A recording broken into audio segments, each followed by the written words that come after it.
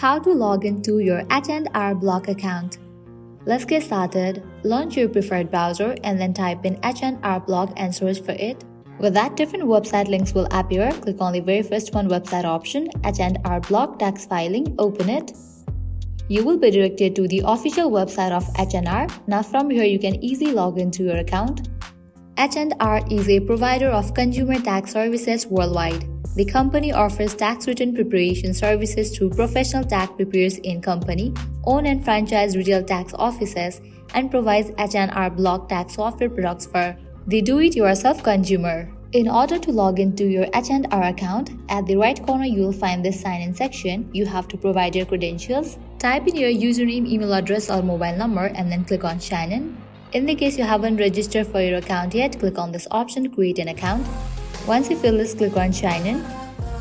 Now you will need to type in your password over here, or also you can use one-time security code that you'll get in your phone number or email address linked with your account to log in. But for now I have used my password to log in.